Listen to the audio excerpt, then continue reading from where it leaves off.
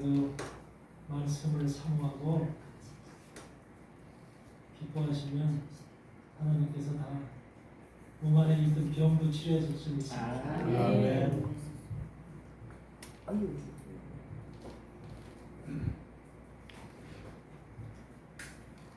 우리 여기 그래도 좀 선배 되신 분들이 쭉 앉아서 얼마나 섬기자고 애를 쓰는지. 네?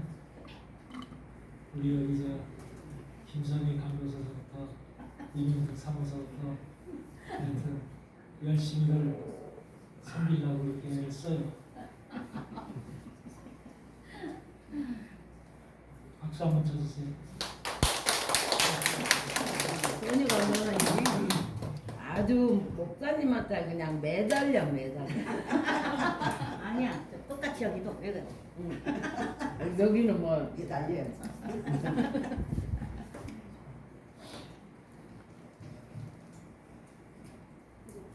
구약의 말씀이 전부 신약 시대를 살아가는 우리에게 경계의 말씀으로 주신 거거든요. 그래서 우리 고린도전서 10장 11절 보더라도 저희에게 당한 이런 일이 거울이 되고 또한 말세를 만나는 우리의 경계로 기록하였느니라. 그러니까 구약의 말씀들은 전부 다 말세를 만나는 우리에게 경계로 기록하셨다는 거예요. 그러니까 구약의 말씀을 우리가 그걸 새기고 그 말씀의 의미를 깨달지 못하면 우리가 안 된다는 거죠. 거기 10장 3절에 보면 그런 말씀이 있어요. 신령한 친구를 먹으며 신령한 음료를 마셨다. 신령한 친구를 먹으며 신령한 음료를 마셨다 그래요.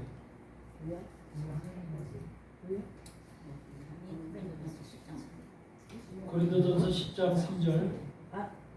고린도? 전서 10장.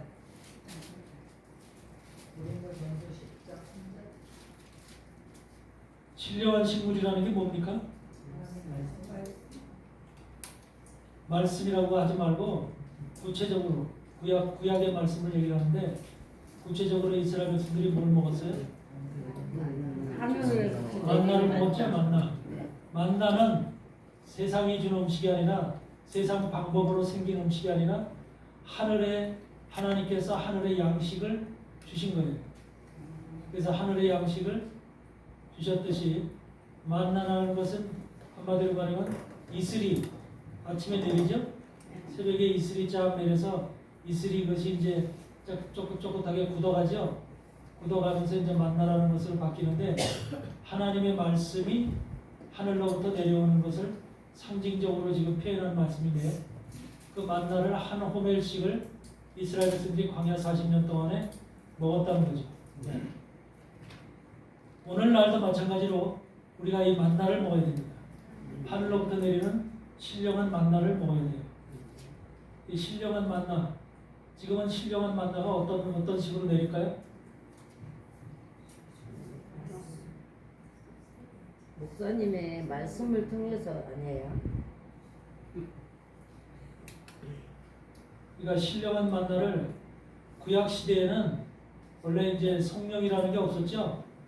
그래서 이제 하나님께서 모세를 통해서 일괄적으로 이제 모든 이스라엘 백성들에게 이 만나를 주시고 모든 이제 기적을 행하시고 이렇게 일을 하셨는데 지금은 이제 성령 시대죠. 성령이 오셔서 성령이 이제 성령을 바라고 원하는 자들에게는 모두가 성령이 같이 임재하고 있죠.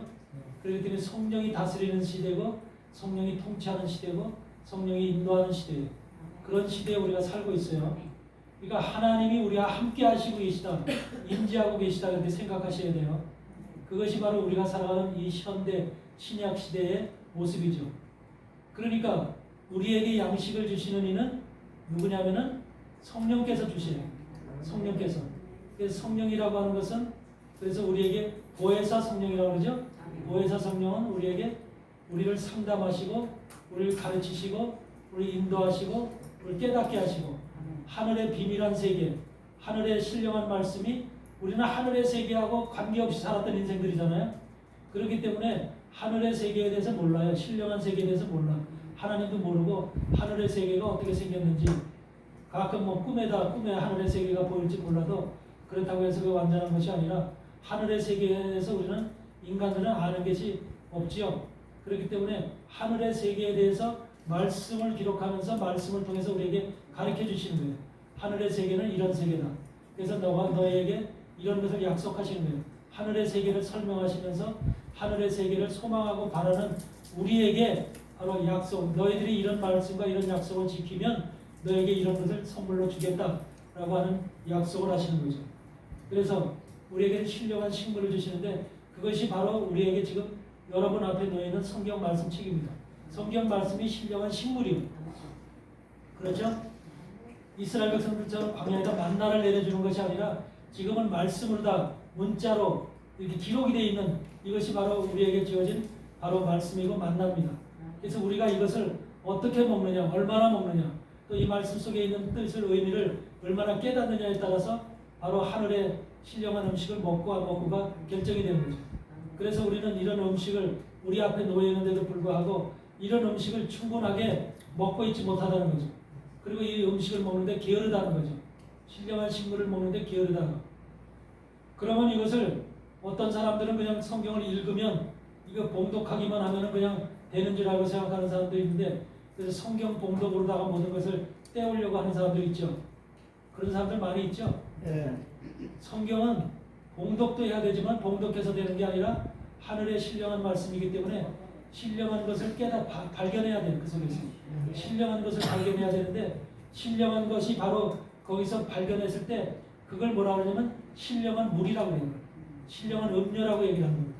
그러니까 신령한 지금 식물 속에는 신령한 물이 음료가 들어있어요. 다시 말하면 여러분들도 음식을 먹으면 음식 속에 씹으면 액체가 생기죠. 물이 생기죠. 그 물이 들어가서 우리 몸속에 그 이제 영양가로 다 쓰이는 거잖아요. 그 자체로 쓰이는 건 아니잖아요.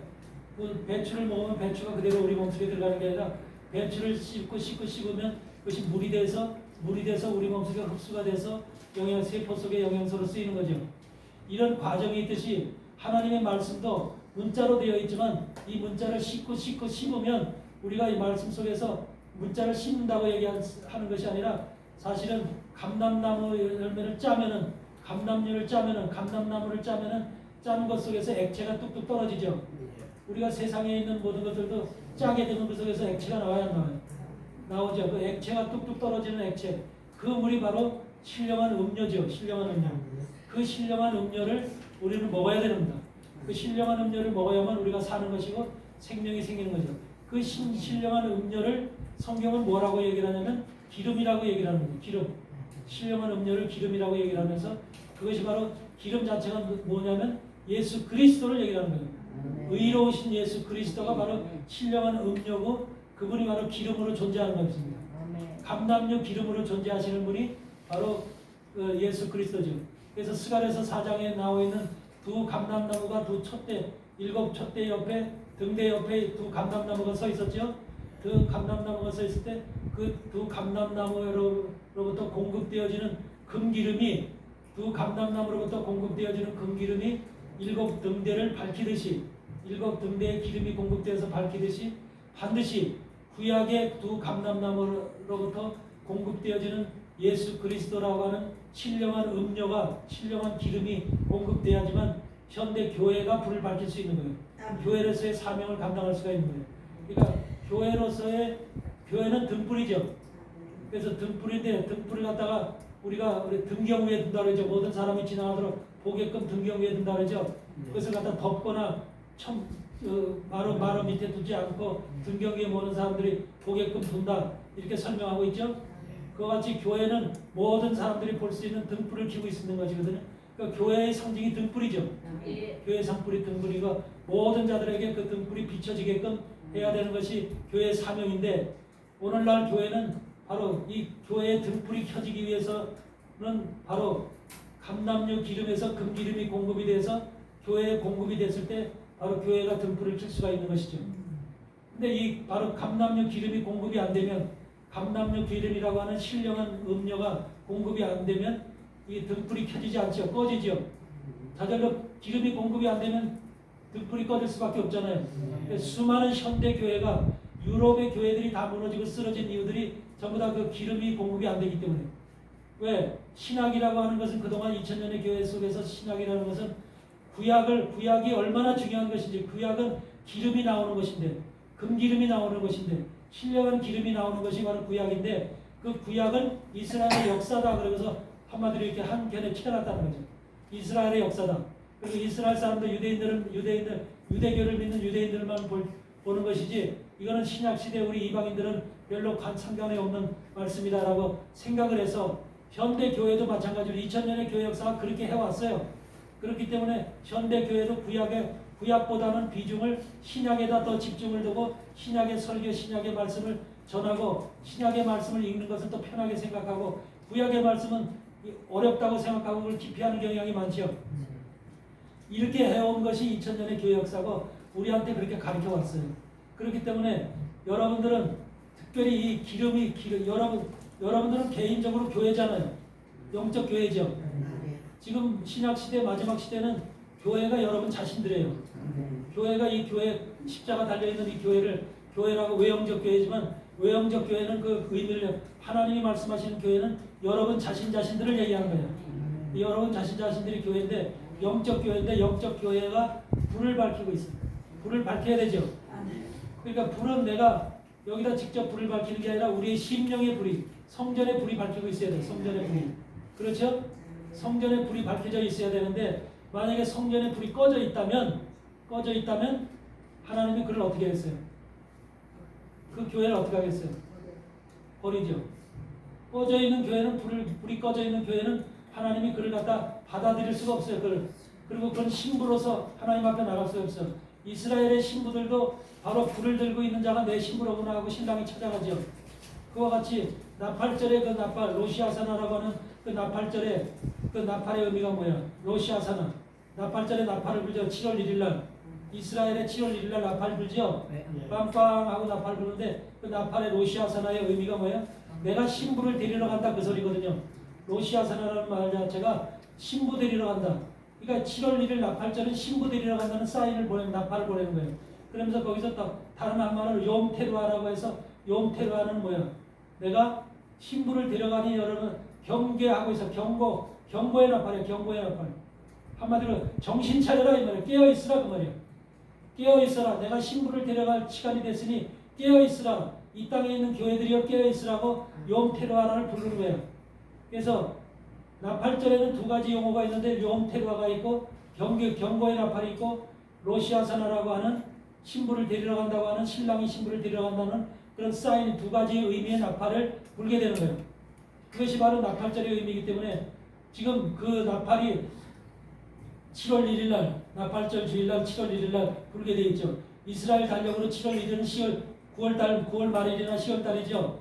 그 정도 되겠죠. 그렇게 됐을 때 바로 나팔절이 있기 때문에 여러분들은 항상 나팔절에 부려지는 나팔을 주의롭게 이제 그걸 살펴야 돼요.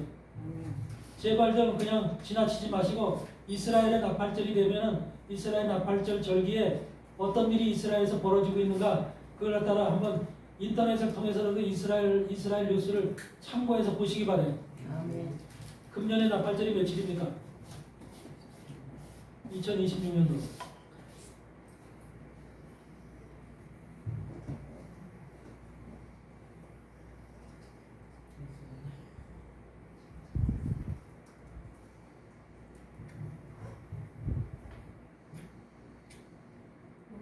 찾아봐요.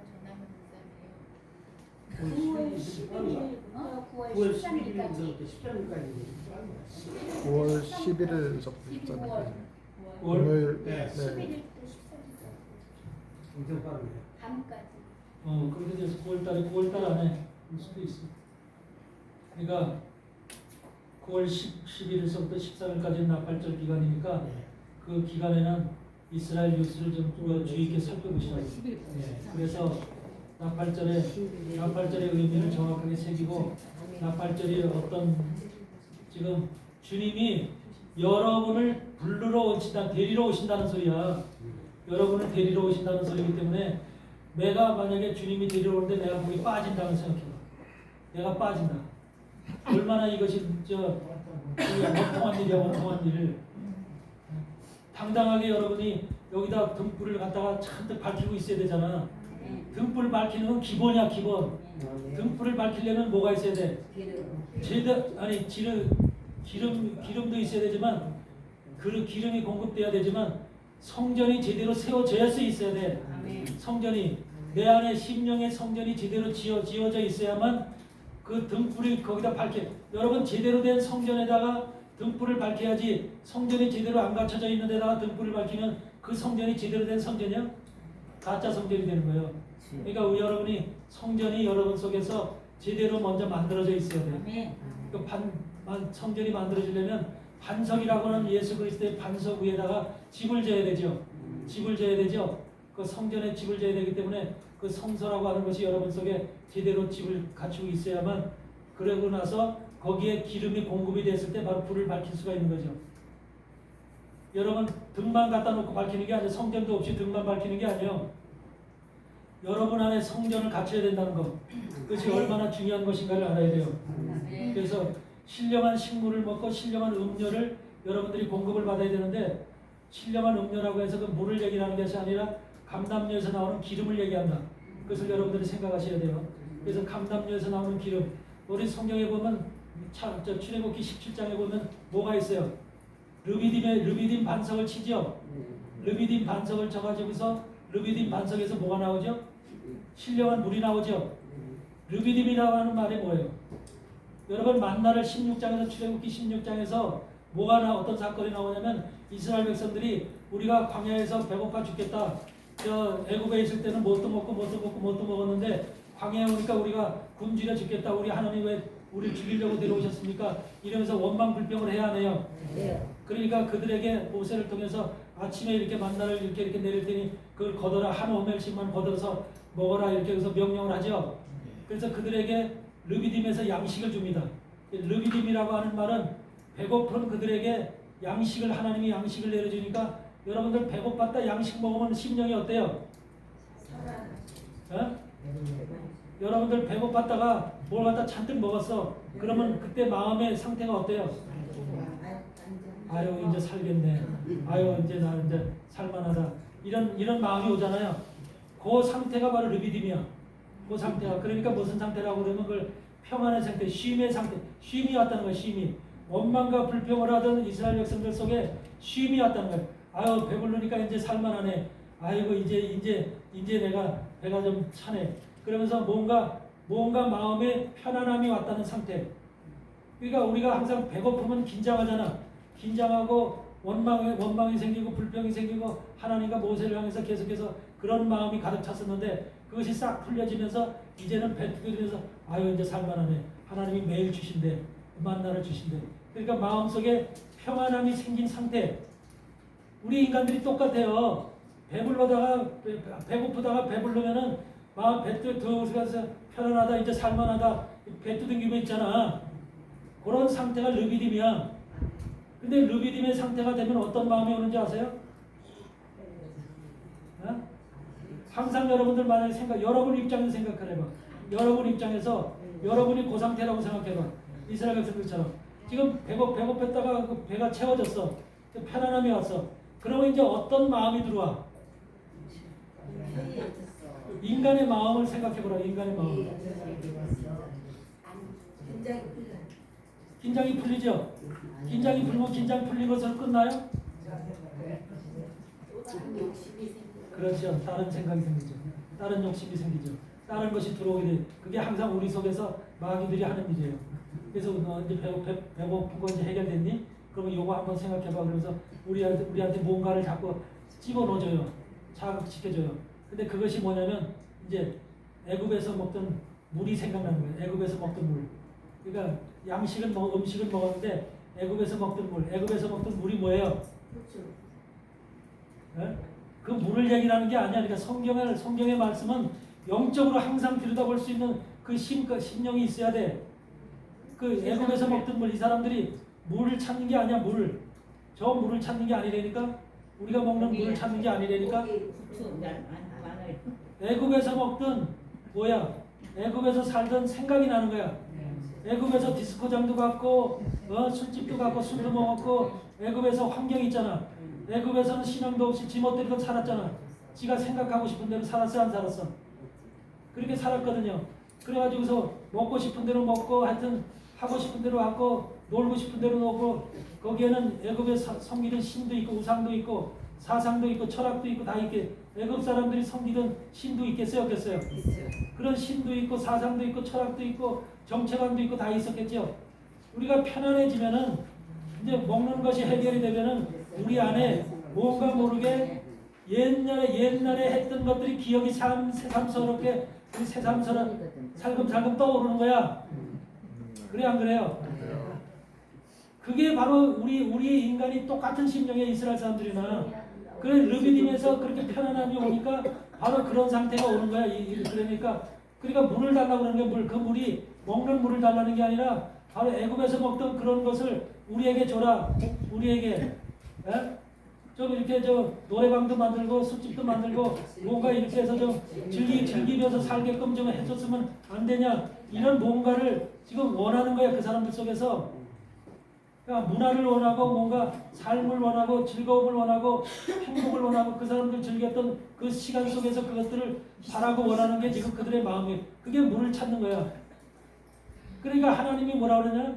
신령한 물을 지금 르비딤의 모세를 따 반석을 치라는 거야.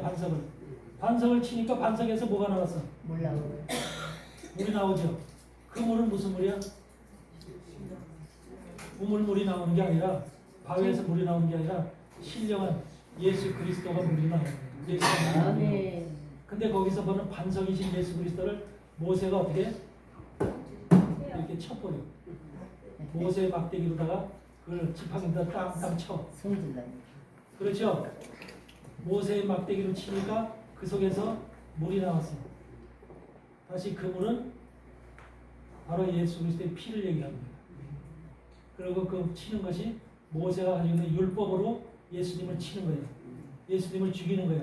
예수님을 십자가에 죽이는 것이 율법으로 죽이는 거예요. 주여. 율법에 의해서 죽이는 거예요. 그러니까 율법으로 죽이니까 예수님이 죽어서 그 속에서 피가 나오는 거예요. 르비딤 반석에서 피가 나오니까 그 피를 먹으니까 이스라엘 백성들이 산다는 거예요.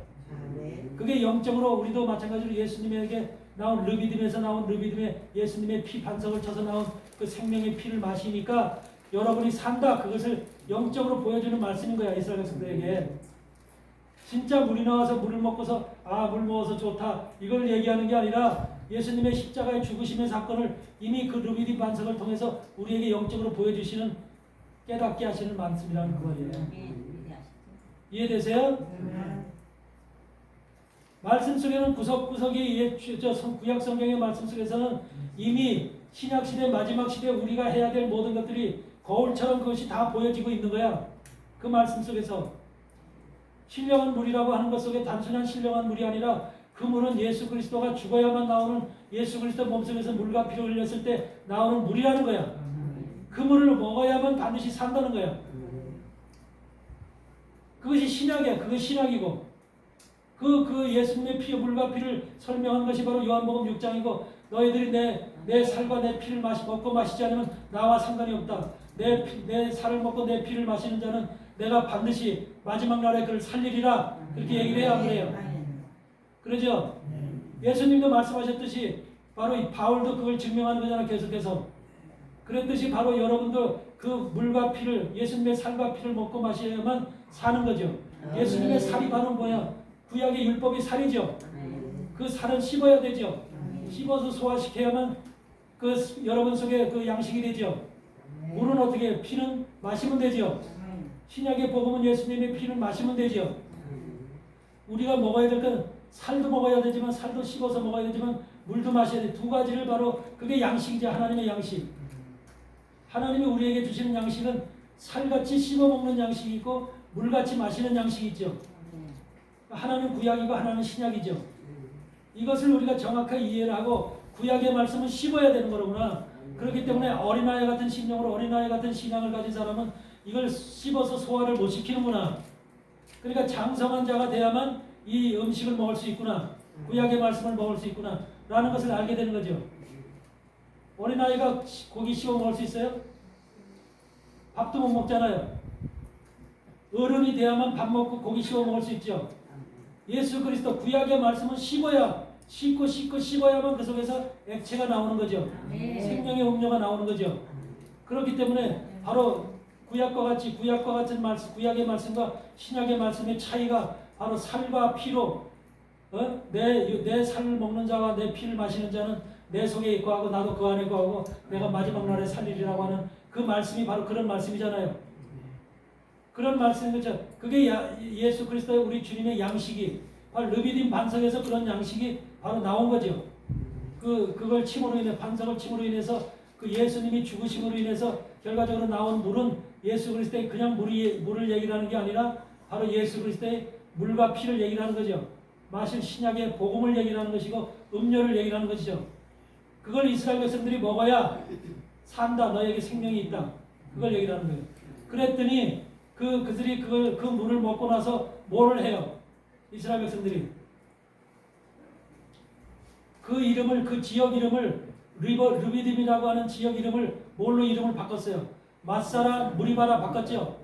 마사라 무리바라. 마사는 뭘 얘기해요? 유혹을 얘기해요. 유혹. 마사라는 유혹을 얘기하죠. 그 다음에 무리바는 다툼을 얘기하죠. 이 의미가 뭘까? 왜 하필이면 르비딤 반석을 마사라고 그러고 무리바라고 하면서 이름을 그렇게 새로 지면서 그런 이름을 주면서 이것이 바로 이스라엘 백성들에게 뭘 의미하는 것일까? 우리에게 오늘날 우리에게 뭘 의미하는 것일까 이게?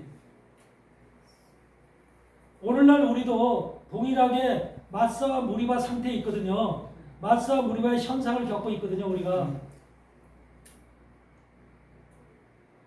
여러분들 예수 피 먹었어 안 먹었어? 르비딤 반석에서 깬 예수님의 피 마셨어요 안 마셨어요? 다 마셨죠? 그래서 주의 종까지 됐죠? 그런데 여러분들 지금 마사가 와 있어요. 마사는 유혹이 와 있다니까. 유혹이. 네? 그 유혹은 무슨 유혹이에요? 여러분들 보세요. 예수님의 피를 마시면 생명이에요. 생명. 이건 육적 생명이 아니라 영적 생명이에요. 아멘? 영적 생명이 이미 여러분 속에 들어와 있어요. 근데 여러분들 육도 있죠. 육속이 있죠. 이스라엘 백성들이 애굽에 살 때는 육으로 살았죠. 육으로 살았는데 지금 생전 처음 만나 르비딤 반석에서 지금 영적인 물을 마셨죠. 마셔봤죠.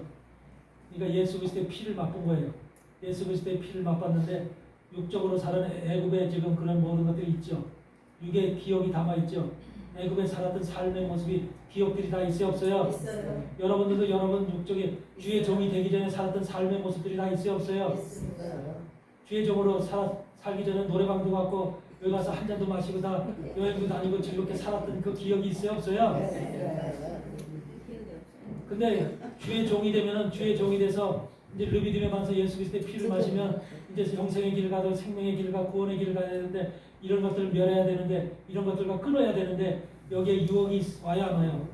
저런 것을 끊는다는 것이 내 마음속에서 좀 저 아직까지 끊을 때가 안 됐는데 아직 좀 시간이 좀 있어야 되는데 지금 끊으면 안 되는데 이런 여러분 속에 하여튼 육적 유혹이 있어요 없어요? 지금 주의 종을 하고 있으면서도 세상적인 끈앞을 붙잡고 세상적인 삶을 살고자 하고 세상적인 뭔가 이런 원하는 거 좋은 것들 갖고자 하는 유혹이 있어요 없어요? 없다고 하면은 거짓말이야. 없다고. 그렇죠? 그 유혹이 우리에게 있다는 거예요. 예수님 앞에 간다는 거, 예수님의 생명을 얻고 예수님 앞에 가야 된다는 걸 분명히 안다는 거예요. 예수님의 피를 마셨기 때문에 이게 생명의 피고 구원의 피라는 걸 안다는 거예요. 알지만 우리의 육적 소욕이 있기 때문에 그동안 살았던 육적 소욕이 나에게 유혹을 갖다 준다. 계속해서 사단은 너 옛날에 이렇게 살았잖아. 이런 거 다 끊고 살 수 있어. 이런 거 다 끊고 너 주의 종의 노릇만 할 수 있어. 야 세상 것도 즐겨가면서 하든지 그래. 뭐 이렇게 딱 끊고 하려고 그래. 이렇게 해서 우리에게 유혹을 자꾸 집어넣어주면 여러분 어떻게 할 거예요? 네?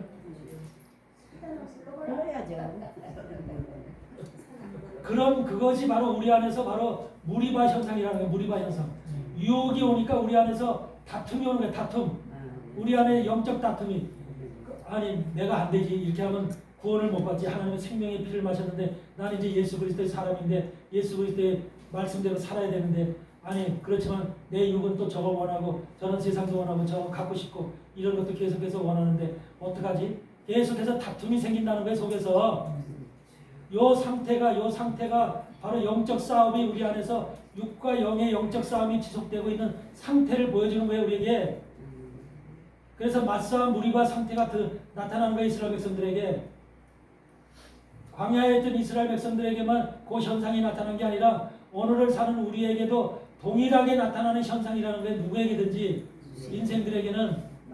그 맞싸움 무리와의 상태가 나타나니까 다툼이 나타나니까 그 다툼을 일으키게 하고 다툼을 더 강화시키고 다툼을 더 한마디로 완전하게 해서 이 사람의 예수 그리스도의 피를 마신 그것이 무효화시키려고 우리 안에 지속적으로 역사하는 그 세력이 누구예요? 그게 아말렉이에요. 그래서 아말렉과의 전쟁이 나옵니다. 아말렉과의 전쟁. 그러니까 아말렉은 결과적으로 예수 그리스도의 피를 맞고 마신 생명을 얻은 사람들한테 세상의 육신적인 것을 끌어들여가지고 육신적인 좋은 것들, 육신적인 아름다운 것들, 즐거운 것들 이런 것들을 끌어들여가지고서 내 마음속에서 내 마음을 부추겨서 영적 싸움을 일으키는 거야. 그래서 너 이거 안 할래? 너 옛날에 이거 하고 살았잖아. 이거 끊을래? 그러면서 계속해서 우리 안에 충동질을 일으키는 거예요. 그러므로 인해서 우리 마음에 다툼이 일어나면서 계속해서 싸움을 일으키는 존재가 우리 안에 깊숙하게 우리 안에 내적으로 소유하고 박혀 있다는 거예요. 그 내적 존재가 아말렉이라는 존재인 거예요. 그래서 아말렉과의 싸움이 지금 이스라엘 지금 17장에서 벌어져야 돼. 출애굽기 17장에서 지금 아말렉과의 싸움이 벌어지죠. 근데 아말렉과의 싸움에서 여호수아가 아말렉과 군대를 나와서 광야에서 싸움을 하고 있는데 여호수아가 싸움을 잘해서 이겨요. 왜 이겨? 어떻게 이겨요? 모세와 아론과 훌이 갑자기 아말렉과 싸울 때 모세와 아론과 훌이 산에 올라가죠. 산꼭대기에 올라가서 모세는 팔을 들고 아론과 훌은 좌우에서 받쳐 들고 있죠. 요 모습을 생각하셔야 돼. 요 모습. 요것이 바로 우리가 아말렉을 이길 수 있는 핵심적인 기본적인 사건인 거야. 이것을 이해하지 못하면 우리가 아말렉과 싸워서 못 이겨. 아멘? 아멘. 그럼 모세가 팔을 들고 있는 것은 뭐야? 여러분이 모세야? 여러분은 지금 밑에서 싸우고 있어. 여호수아 군대가 돼서 싸우고 있다니까. 광야 밑에. 여러분은 모세와 아론과 훌이 아니야. 여러분은 싸우고 있는 아말렉이 지금 나를 공격하고 있어. 여러분을 공격하고 있어. 각자. 그런데 여러분이 이기려면 여러분 자신이 기술이 좋고 무기가 좋고 여러분이 힘이 있어서 이기는 게 아니야. 우리가 힘이 있고 우리가 말씀을 많이 하고 재주가 좋고 뭐 능력이 있어서 이기는 게 아니라 모세와 아론과 훌이 어떻게 하고 있느냐에 따라서 이기고 지구가 결정이 돼. 모세와 아론과 훌이 산에 올라가서 모세가 팔을 들고 있는데 그 팔을 양쪽에서 받치고 있어. 근데 모세의 팔이 내려오면 받치지 않고 있으면 팔이 내려오겠지. 힘드니까. 팔이 내려오면은 아말렉이 이기고 다시 팔이 올라가면은 모세가 이기고 그래. 저 여호수아가 이기고 그러죠.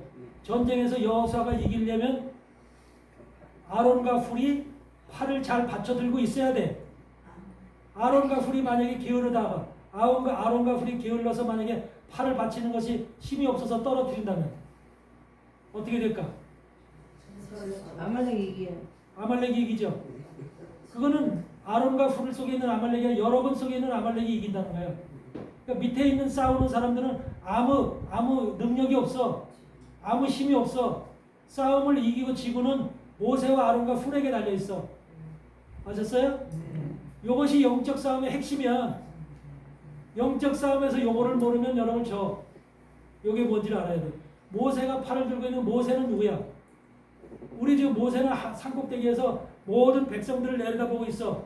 싸우는 백성들을 내려다보고 있어. 그래서 모세가 내려다보는 백성들은 모세는 지금도 주님이 모세의 역할을 대신하는 거예요.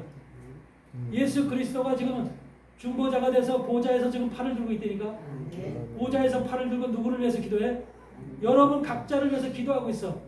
아말렉과의 싸움에서 이기기 위해서 주님은 팔을 들고 있어.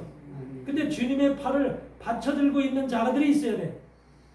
주님의 팔을 받쳐 들고 있는 아론과 훌이 있어야 돼.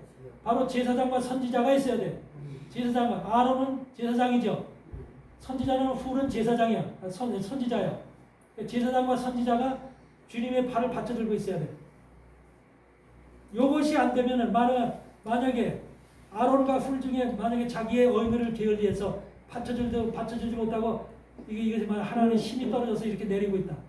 한쪽 선만 내려와도 아말렉이 이겨.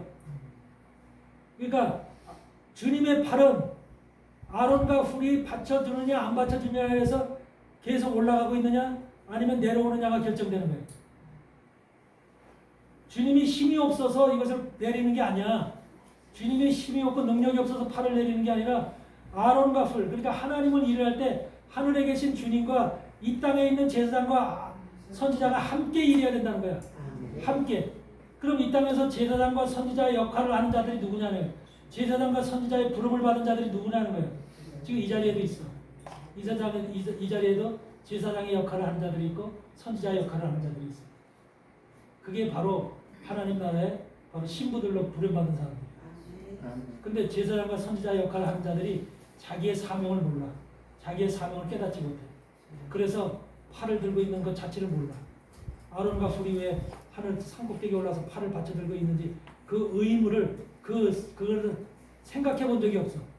왜 출애굽기 17장에 이 모습을 하고 있는지 생각해 본 적이 없어. 그래서 내가 어떤 위치에서 팔을 들고 있어야 될 주의 종이면서도 내가 제사장의 역할을 하면서도 내가 팔을 들고 있어야 될지 내리고 있어야 될지 나만을 위해서 기도해야 될지 이런 것을 전혀 모르고 목회를 하는 사람들이 수없이 많은 거예요. 수없이.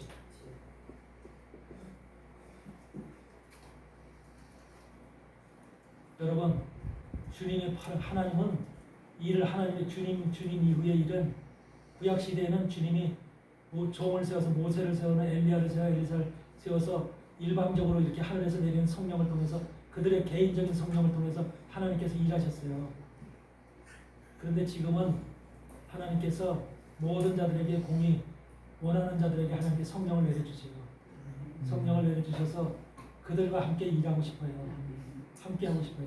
그러니까 하나님의 일을 하나님 나라를 만들어가는 일을 하나님 예수 그리스도 혼자서 하고 싶어하는 게 아니에요. 이 땅에 세우신 하나님의 종들과 함께 하고 싶어요. 그래서 제 사도들을 세우고 종을 세우는 거예요. 종을 세울 때 종을 괜히 심심해서 세운 게 아니라 성령이 능력이 없어서 종을 세운 게 아니라 하나님 나라 일을 같이 하다. 이 땅에 있는 자들과. 그러니까 그걸 갖다 에베소서 1장에서 뭐라고 하냐? 하늘과 땅이 하나 됐다 그래요. 하늘과 땅이 하나. 하늘과 땅이 하나 된다 그러죠. 그런 말씀이 있어요, 없어요? 하늘과 땅이 하나 되어지는 그 기록이 있어요. 하늘과 땅이 하나 되는 것이 주님과 이 땅에 여러분이 하나 되어지는 거예요. 모세와 아론과 뿔이 손을 붙잡고 있으면 하나가 된 모습이에요. 하나. 일체가 된 모습이라고. 하늘에 계신 주님과 이 땅에 있는 제사장 선지자가 하나가 된 모습이라고요. 그 삼각형 모습이죠. 주님이 서 있고 아론이 서 있고 훌이 서 있고 그림은 삼각형이죠. 딱 삼각형이 딱 되면 안전해요, 안 안전해요? 안전하죠. 그래서 이 모습이 바로 하늘과 땅이 지금 형성되어 있는 모습이에요. 그것이 이 땅에 세워진 주의 종들이 아론의 역할, 훌의 역할을 가면서 제사장과 선지자 역할을 감당을 제대로 해서 의무를 깨닫고 주님의 손을 붙잡아야만 바로 밑에 있는 백성들이 또 영적으로 깨닫고 하나님의 길을 걸어가는 믿음의 사람들이 아말렉 세력을 이기고 다 승리할 수 있는 거예요. 근데 이것이 만약에 손이 내려오면 주의 종, 주님은 손 들고 항상 손 들고 있어요. 근데 이 손이 받쳐줄 사람이 없으면 계속 내려오는 거예요, 이렇게. 그러니까 이 땅에 유럽은 지금 그 받쳐줄 사람이 다 진 거예요. 대한민국은 어떤지 아세요? 이걸 깨닫은 사람이 몇 사람 안 돼요. 그래서 지금 대한민국의 제사장과 선지자들이 이 팔을 지금 다 받쳐줬던 사람들도 이만큼 내려왔고 지금 우리 선조들 중에서도 지금 받쳐줬던 사람 다 이만큼 내려와서 지금 이것이 지금 내려가기 지금 다 내려오기 직전이에요. 이런 상황에 있어요. 여러분들이 제사장이에요, 뭐예요? 주의 종이 뭐예요? 주의 종은 하나님 나라의 제사장, 이 땅의 제사장으로 세운 자들이에요. 구약 시대는 제사장이에요, 여러분들이. 그래서 성전에 단에 올라가서 설교하는 것도, 단에 올라가서 하나님 말씀을 선포하는 것도 제사장만이 할 수 있는 거예요. 그렇죠? 아무나 하는 거 아니에요. 제사장이기 때문에 선포하고 가르치는 거예요. 그러면 여러분들이 반드시 주님의 팔을 붙잡고 있는 자가 돼야 돼요. 누구를 위해서? 밑에 백성들이 싸움에서 아말렉과의 싸움에서 이길 수 있도록 여러분이 붙잡지 않으면 백성이 지는 거예요. 내 교회 만약에 하나교회라고 하면 하나교회 목사가 주님의 팔을 딱 붙잡고 있어야 되는데 주님의 팔을 붙잡지 않고 있으면 하나교회 성도가 다 아말렉에게 다 얻어터져서 죽는 거예요. 그게 바로 주의 종의 사명인 거예요. 그 삼각형의 모습을 뭐라 그러냐면 에무나라고 그러죠. 에무나. 히브리어로 에무나라고 그러죠. 에무나를 뭐라 그래요? 에무나를 믿음이라고 그러죠. 그러니까 믿음의 삼각형의 그게 믿음. 믿음이라고 하는 그 자체는 바로 뭐를 믿는 거냐면 여러분이 만약에 성도라면 성도가 뭐냐면 내 제사장인 나의 제사장인 우리 목사님이 나의 주님의 팔을 붙잡고 하늘에서 주님은 나를 향해서 항상 중보 기도를 하고 계시거든요. 주님은 그래 놓치지 않아요. 중보 기도를 24시간 하고 계세요. 24시간 중보 기도하고 계시는 그 주님의 팔을 우리 담임 목사님은 그 주님의 팔을 붙잡고 기도하고 있어. 나를 위해서 기도하고 있어. 요 상태를 믿는 것이 믿음이에요. 여러분 내가 주님 앞에 나가는 것이 믿음이 아니라 내가 나가서 기도하고 예배 다니고 찬양 다녔다는 그 실체가 믿음이 아니라 나를 위해서 기도하는 자, 나를 위해서 기도하는 자가 주님과 바로 제사장과 선지자 그 두 사람의 종이 필요한 거예요. 종이. 여러분들 개인에게, 각자에게, 여러분들에게. 근데 여러분들은 지금 어떤 입장이냐면 주의 종의 입장이야. 다시 말하면 제사장이나 선지자의 입장이야. 아멘? 그렇게 부름받은 사람들이니까. 그러면 여러분들은 항상 그 내가 팔을 주님의 팔을 붙잡고 영적으로 보이진 않지만 영적으로 주님의 팔을 붙잡고 있다는 이 사실은 결과는 누구를 살리기 위해서? 여러분에게 딸린 백성들을 살리기 위해서. 여러분에게 딸린 가족과 백성들을 살리기 위해서. 이들을 구원하기 위해서 여러분이 팔을 붙잡고 있는 거예요. 이 팔을 붙잡고 있는 주님과 제사장과 선지자가 팔을 붙잡고 있는 그 그림, 삼각형의 그림이 바로 믿음. 그거를 믿는 믿음, 그거를 인정하고 믿는, 신뢰하는 믿음이 그게 진짜 믿음인 거예요. 그걸 에무나라고 그러는 거예요. 믿음이라는 말의 시초가 바로 출애굽기 17장에 그 상태에서 나오는 거예요. 모세와 아론과 훌의 삼각형의 모습 속에서 나오는 거예요. 믿음 여러분들 수없이 해왔잖아. 매일 믿음 하잖아. 그래 안 그래요?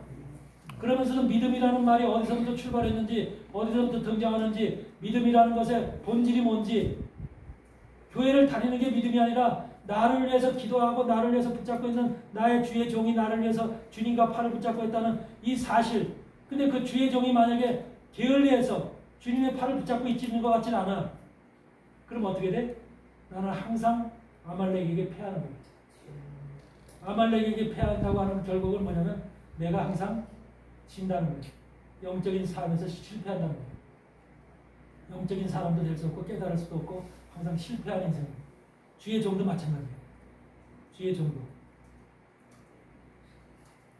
요 에무나라고 하는 요 주님과 모세와 아론의 모습을 잘 기억하시기 바랍니다. 그래서 그런 상태가 바로 여러분 속에 딱 의식으로 딱 여기 속에 새겨져야 돼요. 내 속에. 여러분 자신들도 주님 앞에는 제사장이고 선지자의 모습으로 세워졌지만 개인으로 봤을 때는 여러분들도 하나님 앞에 바로 아말렉의 공격을 받는 대상들이에요. 그러면 여러분에게도 누가 있어야 돼? 여러분 자신 속에도 지금 제사장과 아론이 있어서 훌이 있어서 여러분들을 향한 제사장과 아론이 있어야 돼. 개인적으로 여러분들에게 제사장과 아론이 있어야 돼. 아론과 훌이. 그래? 나는 여기 있는 여러분들의 제사장이 될 수 있어. 여러분들을 향해서 여러분들이 아말렉의 세력을 이기고 승리하도록 항상 여러분들을 향해서 내가 주님의 팔을 붙잡고 기도할 수 있는 그런 주의 종으로서 내가 제사장의 역할을 감당할 수 있어. 아멘? 그런데 여러분들 속에 여러분들이 신뢰하는 종들 속에 여러분들 선지자나 제사장이 하나 또 세워져야 돼요. 그게 중요한 거예요. 그 믿음의 사람은 항상 모세와 아론과 훌이 있듯이 아론과 훌이라고 하는 그런 존재가 없으면 움직이질 않는 거예요. 여러분 영적 싸움이라는 것은 내가 싸우는 게 아니야. 내가 잘 싸워서 내가 말씀 열심히 보고 성경 열심히 보고 기도 열심히 했더니 사단이 이겼다. 그게 아니야. 우리가 사단을 못 이겨요. 우리는 절대 사단을 이길 재간이 없어. 사단은 얼마나 교묘한 존재인지 얼마나 아주 우리를 미혹하는 존재인지 서로 상상을 초월하는 존재야. 누구든지 다 깜빡깜빡 다 섞여 돼 있어 사단한테. 그런 존재가 사단이에요. 그런데 그런 존재를 우리가 내 스스로 내 속에서 그런 존재가 지금 아말렉으로 존재하고 있거든.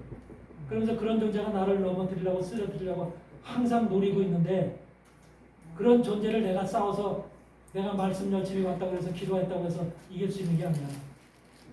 여호수아가 광야에서 암만 아말렉과 잘 싸워서 이긴 것 같아도 못 이기다니까. 결국은 모세와 아론과 훌이 어떻게 하고 있느냐에 따라서 이기고 지고가 결정되는 거야. 요게 성경이 우리에게 가르쳐주는 거야. 그러니까 여러분 스스로가 바로 주님이 이건 바로 아론과 훌과 모세와 아론과 훌은 누구야? 하나님과 하나님이 세우신 종이잖아. 그렇죠? 하나님과 하나님이 세우신 종을 절대적으로 신뢰하는 믿음이 있어야 돼. 절대적으로. 그들 때문에 내가 산다. 그들 때문에 내가 성공한다. 그들 때문에 내가 지금 건강하다. 라는 절대적인 신뢰감이 있어야 되는 거야. 우리 목사 나한테 나를 위해서 기도하나? 매일 보니까 매일 돌아다니고 집회 다니기 바쁘고 열심히 세상 이리저리 다니는데 바쁜데 오늘 나를 위해서 기도할 시간이 있겠어? 세상에는 그런 종들이 좀 수두룩하잖아. 어? 이렇게 되면은 그 사람은 나를 지켜줄 수 있는 종이 안 되는 거야.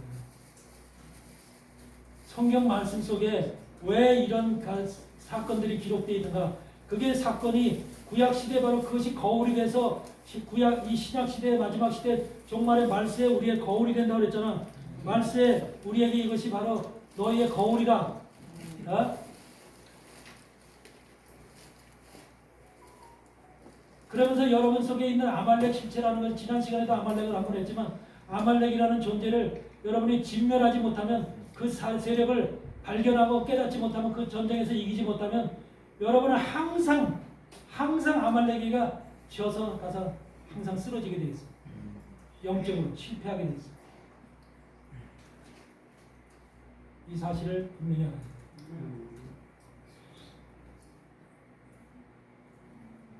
그래서 우리가 출애굽기 17장을 보세요. 뭐라고 얘기했어? 여호수아가 모세의 말대로 행하여 아말렉과 싸우고 모세와 아론과 훌은 산꼭대기에 올라가서 모세가 손을 들면 이스라엘이 이기고 손을 내리면 아말렉이 이기더니 모세의 팔이 피곤함에 그들이 돌을 가져다가 모세의 아래 놓아 그 위에 앉게 하고 아론과 훌이 하나는 이편에서 하나는 저편에서 모세의 손을 붙들어 올렸더니 그 손이 해가 지도록 내려오지 아니한지라. 여호수아가 칼날로 아말렉과 그 백성을 쳐서 파하니라. 여호와께 여기서 여호수아가 칼날로 아말렉과 그 백성을 쳐서 파했다. 여호수아는 예수 그리스도의 상징, 예수님의 복음, 여러분들한테 주어진 예수님의 복음이 있죠. 그 복음의 말씀을 들고 바로 모세와 아론과 훌이 팔을 정확히 들고 있을 때 여러분이 복음을 들고 여러분 속에 아말렉 세력을 멸할 수가 있는 거예요. 말씀을 들고 그게 칼이 되어서. 그런데 모세와 아론과 훌이 팔이 붙잡지 못하고 이 팔이 내려오면은 아마 밑에 있는 여호수아와 그 백성들은 항상 지게 돼 있는, 항상 지게 돼. 그렇기 때문에 여호와께서 모세에게 이르시되 이것을 책에 기록하여 기념하게 하고 여호수아의 귀에 외워 들리라. 내가 아말렉을 도말하였어. 천하에 기억함이 없게 하리라. 아말렉은 도말해야 될 존재인 거야. 도말. 아멘. 이것을 우리에게 남겨둬서는 안 되는 거야. 아멘. 도말이라는 게 뭐야? 완전히 싹 쓸어버린다는 거야. 싹 쓸어버린다는 거야. 근데 교회가 이 아말렉의 실체에 대해서 전혀 생각을 안 하고 있잖아. 아말렉 여러분 속에 다 아말렉이 있거든요. 이 아말렉에 대해서 도말시켜야 된다는, 왜 아말렉이 도말시키면서 기억함이 없게 하라. 더 이상 아말렉이 우리 속에서 활동하지 못하도록 완전히 이 모세와 아론과 훌을 통해서 또 여호수아가 가지고 있는 복음의 칼을 통해서 완전히 도말시켜야 되거든. 그래서 이것이 얼마나 중요한 거기 때문에 도말하여 천하에서 기억하며 없게 하리라. 아멘. 모세가 단을 쌓고 그 이름을 여호와 니시라 하고, 여호와 니시라는 게 뭐야? 이것이 바로 여호와 니시라는 하나님의 군대를 얘기하죠. 여호와의 군대. 그렇죠? 여호와의 군대를 얘기하는 여호와 니시. 이렇게 싸우는 것이 바로 여호와의 군대라는 거야. 그렇게 되어진 사람이 여호와의 군대 노릇을 한다는 거야. 아멘. 교회 다녔다고 여호와의 군대가 되는 게 아니야. 이 말씀을 정확히 이해하시고 깨닫기 바래요. 아멘. 아멘. 아멘. 성경 말씀 속에는 무한한 비밀이 담겨져 있고 그런 것들이 숨겨져 있어요. 이런 것들을 그러니까 신령한 식물과 신령한 음료 이런 것들서부터 르비딤이라는 것을 맞사라는 것, 무리바라고 하는 것 이런 것을 통해서 여기 지금 출애굽의 아말렉 사건까지가 등장하는데 이것이 전부 다 보면은 연결이 돼 있는 연결이 돼 있어서 결과적으로 우리가 물리쳐야 될 대상은 결국은 꼬리내야 될 것은 아말렉의 실체를 도말시켜야 된다는 것으로 결론적인 지금 아말렉의 실체.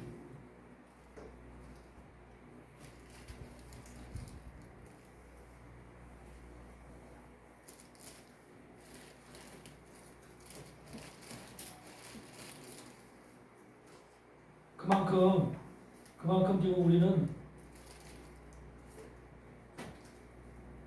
여러분들 속에 가지고 있던 신앙의 실체, 여러분들 속에 가지고 있던 여러분들 믿어왔던 믿음의 그 정체성 이런 것이 아마 말씀을 들으면서 여러분들이 많이 지금 다르다라고 하는 것을 느낄 거예요. 그렇죠? 이런 것을 통해서 제대로 된 길을 걸어가야 돼. 제대로 된 길. 하나님이 원하시는 길이 어떤 길인가? 진리의 길이 어떤 것인가? 지금 그동안의 기독교 역사는 우리에게 진리를 가르쳐준 게 아니라 비진리로 사단에 의해서 잘못된 길로 전부 다 우리를 그럴듯한 삐뚤어진 길을 우리에게 가르쳐줘서 잘못된 길로 우리를 인도했어. 그것이 대부분의 지금 우리 신약시대 교회에서 지금 우리가 교회가 무너지고 지금 미국의 교회도 다 무너지고 있죠. 미국의 신학교에서 지금 가르치는 게 지금 젠더 신학을 가르치고 있죠. 젠더 신학. 남자나 여자나 관계없어요. 다 똑같다는 거예요. 그렇기 때문에 젠더 화장실도 같이 쓰고 전부 다 젠더가 신학이 됐어. 젠더가 그런 신학 동성애가 신학화됐다니까. 신학화. 이런 것이 오늘날 신학계의 지금 모습이야. 신학계의 모습. 이런 현상 속에서 우리가 지금 신앙생활하고 주의 종으로서 택함을 받았거든.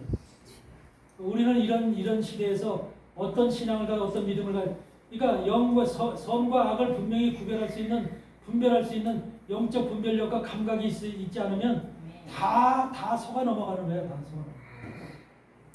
그럴 수밖에 없는 게 현실인 거지.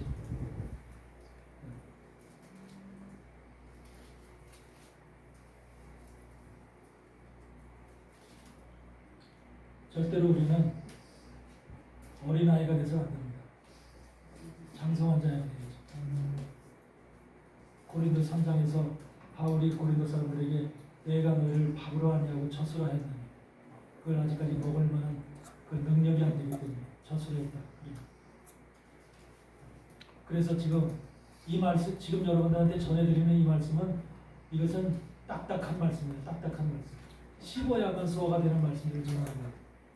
그러니까 영이 장성한 자가 돼서 어떤 정도 이 말을 수용할 수 있고 먹을 수 있는 어린아이가 아니라 장성한 어느 정도 장성한 자가 되야만 이 음식을 받아먹지 그렇지 않으면 젖을 먹는 자는 도대체 이해를 못하는 거예요. 받아먹질 못하는 거예요. 우리 히브리서 5장 마지막에 뭐라고 그랬어요? 히브리서 5장 마지막에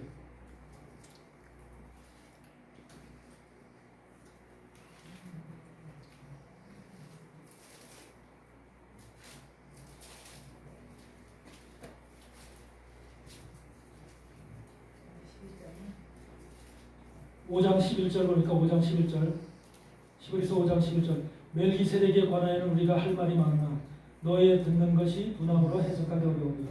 때가 오래므로 너희가 마땅히 선생이 될 터인데 너희가 다시 하나님의 말씀에 초보가 무엇인지 누구에게 가르침을 받아야 할 것이니 젖이나 먹고 단단한 식물을 못 먹을 자가 되었으라.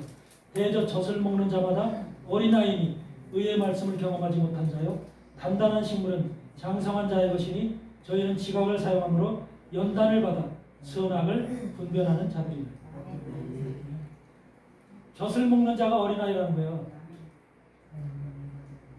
지금 대한민국 교회의 실체를 한번 보세요. 젖을 먹는 자겠어요? 단단한 식물을 먹는 자겠어요? 젖을 먹는 자들이에요. 다 젖을 먹는 자. 네. 여러분, 제가 어디서 또 단단한 식물을 전하는지 나도 모르겠어요. 그렇지만 저는 지금 17년간을 이 말씀을 전하고 있습니다. 하나님 말씀. 우리 주의 종들에게. 그러면 이런 말씀을 전할 때 나도 지금 솔직한 얘기로 세상 목사들처럼 큰 목사들처럼 광고도 많이 하고 뭣도 많이 해서 사람들 많이 끌어들여서 이렇게 해서 하고 싶은 생각이 있겠어 없겠어? 인간인데. 근데 하나님이 그걸 허락을 안 해요. 허락을 안 해요. 왜 나는 그래서 기도해봤어. 하나님, 왜 나는 왜 이렇게 쪼잔하게 목회해야 돼요? 네? 작은 목회만 해야 돼요? 바로 그것이 마지막 때 태어난 너의 사명이다. 하나님은 내가 만약에 큰 종이 돼서 큰 교회를 하고 있고 성도를 많이 하고 있고 이름난 교회를 하고 있다면, 그리고 유명한 이 한국에서도 어디 이름이 있는 그런 종으로다가 지금 이렇게 소개가 되어 있다면 나는 뭐야? 사단의 타깃이 되는 거야. 사단의 공격 미끼가 되는 거야. 계속해서 사단이 나를 갖다 물고 늘어지는 거야. 이게 바로 사단의 공략이거든. 사단은 제대로 된 진리의 종이 있대. 예수님도 이단에 계시라고 해서 그들 갖다가 몰아세우잖아. 유대인들이. 그러듯이 진리를 갖는 종들이 이 땅에서 세워지고 커지는 것을 원치 않아. 하나님. 진리는 항상 2000년 교회 역사 속에서 진리는 한마디로 말하면 작은 곳을 통해서 작은 샘물을 통해서 졸졸졸 흘러나왔어. 그게 연속이 된 거예요. 여러분, 거짓된 말씀, 잘못된 종들, 거짓된 그런 그 신학은 강물이 흘러가듯이 축축축축 흘러왔지만 진리의 말씀과 진리의 종들은 작은 이런 개울과 같은 작은 그런 흐름을 통해서 지금 흘러온 거예요. 이게 바로 진리가 흘러나오는 길이야. 진리가 전해지는 길이야. 그렇지만 작지만 적지만 인원수도 적고 양도 적지만 결국은 하나님이 이들을 이기시는 거예요. 이 큰 세력을 이기시는 것이 하나님입니다. 민수기 13장에서 정탐꾼들이 그 10명의 정탐꾼들이 이스라엘 백성들을 유혹하고서 우리는 저들을 갖다 이길 수 없다. 아낙 자손들 저들 키가 크고 장대한 저들을 이길 수 없다. 이렇게 모든 이스라엘 사람들의 마음을 혼돈시키지만 그 가운데서 두 사람 여호수아와 갈렙과 하나님의 말씀을 믿고 보이지 않지만 나타나고 이스라엘 백성들에게 보이고 나타나지 않지만 내 뒤에 계신 보이지 않는 여호와 하나님의 그 힘과 권세와 능력을 믿기 때문에, 그걸 신뢰하기 때문에 그 하나님을 그들 앞에 내세우잖아. 우리에게 있는 하나님이 비하면 저들은 우리에게 메뚜기다. 메뚜기. 이것이 바로 이 마지막 시대를 결정짓는 하나님의 종들이 저들을 이길 수 있는, 우리가 이기는 게 아니라 내가 힘이 있고 능력이 있고 하나님 말씀을 가진 자라 이기는 것이 아니라 하나님이 뒤에서 우리를 지키시고 우리를 보호하시고 우리에게 힘이 되시고 권세가 되시고 능력이 되시기 때문에 이기시는 거랍니다. 절대로 우리 힘으로 하는 것이 아니라 이거를 여러분들이 깨달으시기 바랍니다. 여러분들 멜기세덱이 누구예요? 멜기세덱. 여기 보면은 멜기세덱에 관하여는 우리가 할 말이 많대. 너희의 듣는 것이 분함으로 해석하기 어렵대. 멜기세덱이 어디서 등장해요? 처음으로 창세기 14장이죠? 창세기 14장에서 아브라함의 조카 롯을 빼앗겨 갔을 때 그돌라오멜에 의해서 그들 갖다 저거를 납치해 갔을 때 그들 찾으러 가기 위해서 찾아가지고 왔을 때 멜기세덱이 등장해서 아브라함을 맞이하지요. 맞이하면서 가장 좋은 것으로 10분의 1을 그에게 드렸지요. 의미가 뭘까? 멜기세덱이, 아브라함이 왜 10분의 1을 멜기세덱이라는 말 자체가 의의 왕, 평강의 왕, 샬롬 왕이라는 말이죠. 예수 그리스도를 가리키는 거예요. 그렇죠? 예수님이 마지막 시대에 평강의 왕으로, 샬롬 왕으로, 또 의의 왕으로 이 땅에 오실 것이 바로 지금은 왕이 아니지만 그분이 재림하시면 그 왕으로 오시는 거예요. 근데 그 왕에 대해서 그 왕이 해필이면 왜 그 왕이 10분의 1을 받느냐? 아브라함은 왜 10분의 1을 멜기세덱에게 그걸 바치느냐 그 말이에요. 뭘 의미하는 거예요 그게? 영적으로 그걸 단순히 오늘날 우리가 교회에서 내는 11조의 근본이라고 생각하면 안 돼. 11조를 얘기하는 게 아니야. 영적 사건이야 영적 사건. 다시 말해서 아브라함이라는 믿음의 의의 일꾼, 믿음의 조상, 믿음의 우리는 아브라함의 자손이에요 아니에요? 믿음을 가지고 있는 사람도 아브라함의 자손이 아니에요? 자손이죠. 아브라함의 자손이요. 아브라함의 자손 속에서 마지막 때 아브라함 그러니까 우리는 전부 다 아브라함을 아버지라고 부르죠. 아브라함 믿음의 아버지 그러죠. 믿음의 아버지인 아브라함 속에 다 속한 자들이에요. 아멘. 그래서 마태복음 1장에서도 뭐라 그래? 아브라함과 다윗과 예수 그리스도의 세계라 그러죠. 그러니까 아브라함과 다윗과 예수 그게 루트야. 아브라함과 다윗과 예수 그리스도의 세계가 그게 성경 속에서 지나오는 바로 길이야. 바로 영적인 길이야. 우리는 아브라함에 대해서 알아야 되고 다윗에 대해서 알아야 되고 예수님에 대해서 알아야 되는 그 루트가 바로 그 성경에서 지시하시는 그 인물들이 어떤 인물인가.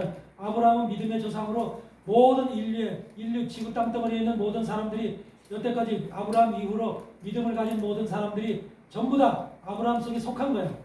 아브라함이 아버지고 우리는 그의 자녀고 아브라함의 자손이고. 그런데 그 아브라함의 자손인 우리가 우리 속에서 지금 아브라함 시대에서부터 믿음이 생긴 거잖아. 믿음이 출발한 거죠. 그때서부터 정말 주님이 재림하실 때까지 이 시대가 바로 주님이 심판하러 오시는 그 시간까지가 모든 믿음의 사람들이 그때 양산이 되는 거잖아. 세계 속에서. 그 사람들 속에서 가장 좋은 거 10분의 1을 뽑겠다는 거야. 10분의 1.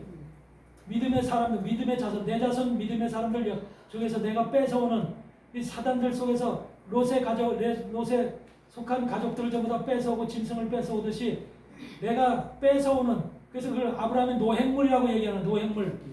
우리가 누구한테 잡혀있던 자들이야.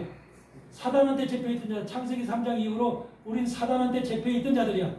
그래서 사단한테 뺏어온 거야. 뭐를? 그래서 믿음을 통해서, 아브라함의 믿음을 통해서, 예수 그리스도의 믿음을 통해서, 다윗의 믿음을 통해서 우리가 아브라함에게 잡혀온, 아브라함이 뺏어온 자들이야. 믿음을 통해서. 그래서 우리는 아브라함의 자손이 된 자들이거든. 그러니까 그것을 갖다 아브라함의 노획물이라고 그러는 거야.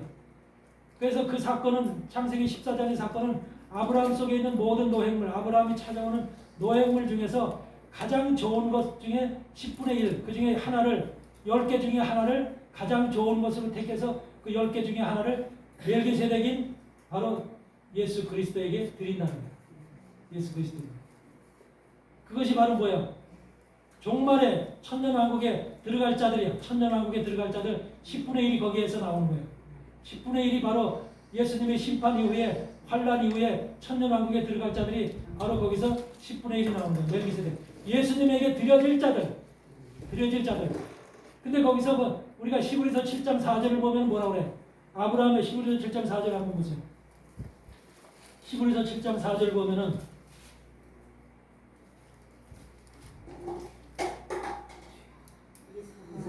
얼마나 좋은 거라 생각해보라.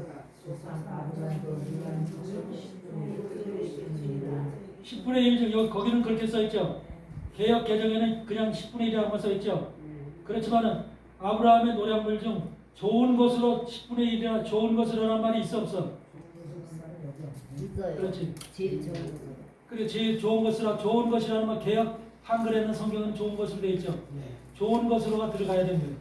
좋은 것이라는 말이 뭐냐면 바로 헬라어로는 가장 마지막 시대 것.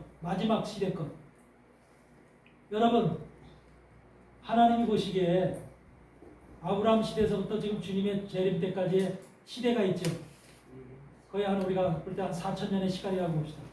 4,000년의 시간 속에서 이 믿음의 사람들이 쭉 생겼을 거 아니에요. 4,000년 시간 속에서. 그렇죠? 구약 시대에 있을 것이고 신약 시대에 있을 것이고. 근데 그 중에서 가장 좋은 것, 여기에서 지금 노량물 중 좋은 것으로라고 하는 것은 마지막 끝의 것이라고 하는 말이거든요. 헬라어 의미가 마지막 좋은 것이라고 하는 의미가 마지막 끝의 것, 종말의 태어나는 종말에 하나님의 종들이 종말에 부름받는 자들이 가장 이 아브라함의 믿음의 자손들 중에서 최고로 하나님께서 바쳐질 좋은 10분의 1에 해당되는 하나님이 예수 그리스도에게 드려질 제물이라는 거예요. 제물. 아멘. 아멘. 그래서 10분의 1이라는 것은 왜 10분의 1을 갖다가 하나님께서 멜기세덱에게 드리냐? 멜기세덱이라는 대제사장, 주님의 천년왕국 시대부터 시작될 멜기세덱 제사장에게 드려질 10분의 1은 가장 좋은 제물이라 해야 되는 거예요.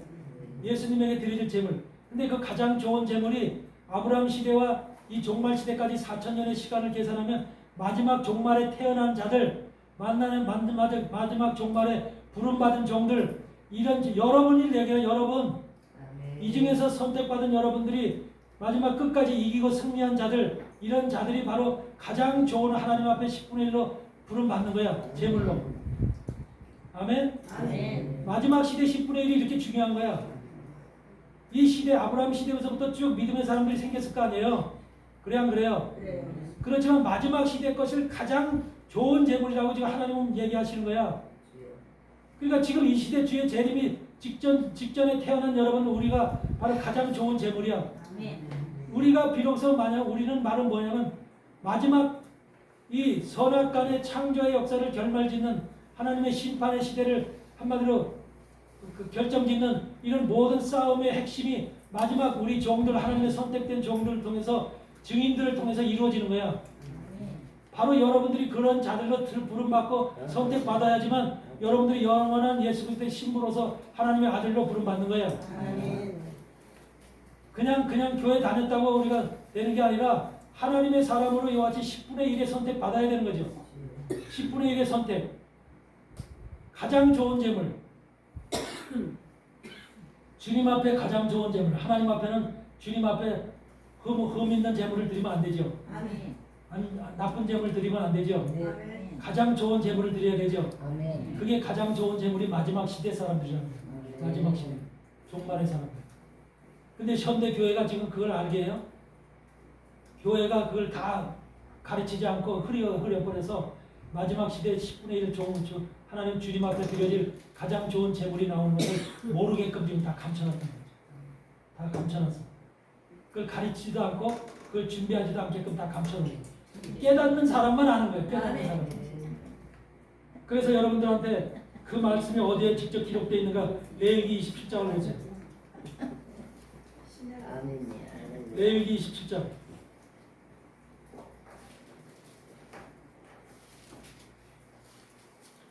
10분의 의미를 10분의 1의 의미를 정확히 이해하셔야 돼요. 10분의 레위기 마지막 장 27장.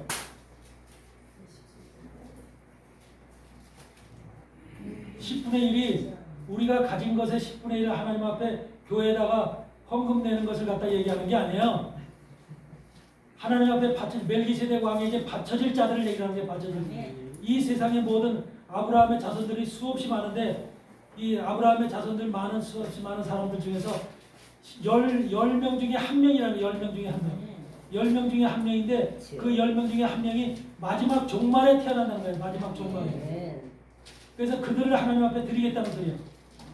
그래서 27장 28절 보면 레위기 20장 28절에 오직 여호와께서 아주 바친 물건은 사람이든지 생축이든지 기업에 바치든지 팔지도 못하고 속하지도 못하느니 바친 것은 다 여호와께 지극히 거룩함이라. 10분의 1은 바로 여호와께 아주 바친 물건이야. 아주 바친 자들이야. 여러분 10분의 1을 여러분이 만약에 10분의 1인데 여러분 자신이 10분의 1이라고 생각해봐. 그런데 여러분이 10분의 1로 가다가 아유 나는 10분의 1이 되면 안 돼. 여호와한테 아주 바치면 난 좀 덜 바쳤으면 좋겠어. 그래가지고서 여러분들이 만약에 원치 않는다면 그 자리를 빠져나올 수도 있어 없어? 있어. 그럼 10분의 1에 빠지는 거예요. 그럼 어떻게 된 거야? 10분의 1에 빠지면 어떻게 되는 거야? 다른 사람이 되는 거야. 그래서 그걸 마태복음과 마가복음에서 복음으로 침노하는 자는 빼앗는 거야. 10분의 1 자리도 침노하는 자가 빼앗는 거야. 아셨어요? 괜히 침노하는 자가 빼앗느니라 그런 거 아니에요. 10분의 1의 자리를 침노하는 자가 빼앗는다니까. 그래서 다 여호와께 지극히 거룩함이라. 28절에 29절에 아주 바친 그 사람은 아주 바친 그 사람은 10분의 1을 얘기하는 거예요. 아주 바친 그 사람은 다시 속하지 못하나니 반드시 죽을지니라. 그러니까 바쳐진 10분의 1은 반드시 죽어야 된다는 소리예요. 예수님 앞에 바쳐진 자가 살아서 들어가 주님 앞에 가는 게 아니야. 죽어서 가는 거야. 죽어서. 아멘. 여러분은 죽은 자가 돼야 되는 거예요. 아멘. 죽은 자가. 그래서 이 아주 바쳐진 자는 바쳐진 자 10분의 1의 바쳐진 자는 반드시 죽어야 되는 거예요. 그래서 순교자가 될 수밖에 없는 거예요. 순교자. 순교를 받을 수밖에 없는 거야. 그래야 예수님의 신부가 되는 거야. 아주 바쳐진 자는. 여러분은 덜 바쳐지고 싶어? 바쳐지고 싶어? 다져주고 싶어요. 솔직히 얘기해봐. 아니 어차피 죽어서 천국 갈 건데 받쳐줘야지. 그렇죠?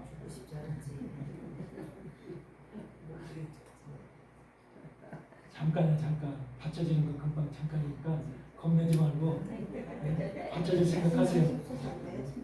아멘. 아주 바친 그 사람은 다시 속하지 못하나니, 다시 속하지 못한다는 것은 다시 되돌리지 못한다는 거야. 다시 되돌리지 못한다는 거야. 아셨어요? 반드시 죽일지니라. 보세요. 30절에 땅의 10분의 1 곧 땅의 곡식이나 나무나 과실이나 그 10분의 1은 여호와의 것이니 여호와께 선물이다. 그래서 10분의 1을 이스라엘 백성들이 레위 지파에게 드렸죠. 그렇죠? 그래서 교회가 지금도 오늘날도 10분의 1 교회에 대한 주의 종들에게 드리죠. 그래서 우리가 10분의 1이 바로 무언가를 바로 우리 교회 속에서 핵심적인 10분의 1과 외형적인 10분의 1로 나눌 수가 있는데, 외형적인 10분의 1은 교회의 주의 종들이 먹고 살기 위해서, 살아가기 주의 사역을 하기 위해서, 그들은 기업이 하나님의 기업이기 때문에 세상 기업이 없잖아요. 그렇기 때문에 10분의 1을 걷어서 주의 종의 사역을 하도록 그렇게 주는 것이 10분의 1이죠. 근데 그게 주목적이 아니야. 주목적은 바로 뭐야? 그 밑에 31절. 사람이 그 10분의 1을 속하려면 그것에 5분의 1을 더할 것이다. 여기서 보면 10분의 1을 속하는, 여러분이 10분의 1에 속한 사람이야.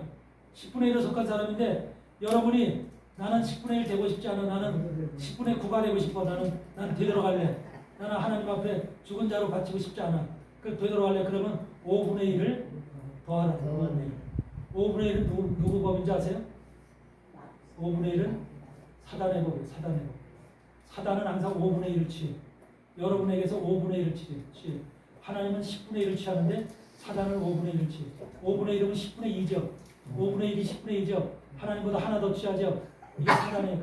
그래서 여러분이 10분의 1을 만약에 여러분의 10분의 1을 거부하면 5분의 1이 여러분을 더 해야 돼. 5분의 1은 사단이 주는 거기 때문에, 사단이 주는 거는 뭐야? 사단이 주는 건 좋은 걸 주겠어. 5분의 1을 추가할 때 좋은 걸 추가하겠어, 나쁜 걸 추가하겠어. 사망을 추가하고 고통을 추가하고 여러분의 생명을 추가하고 거기다가 5분의 1을 추가하는 거예요. 하나님의 사람이 10분의 1에 속했던 사람이 나는 10분의 1 안 하겠어. 그러면은 사단이 그럼 넌 5분의 1 내 거 더 가져가. 그래서 5분의 1을 더 하는데 그 5분의 1의 속에 들어있는 내용이 사망과 질병과 고통과 아픔과 슬픔과 눈물이, 사단이 주는 모든 것들이 5분의 1 속에 들어있는 거예요.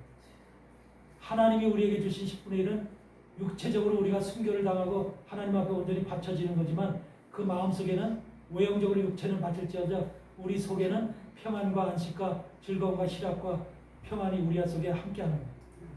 그렇지만 사단이 주는 5분의 1은 고통과 말할 수 없는 아픔과 슬픔과 눈물이 우리 속에 함께하는 거예요.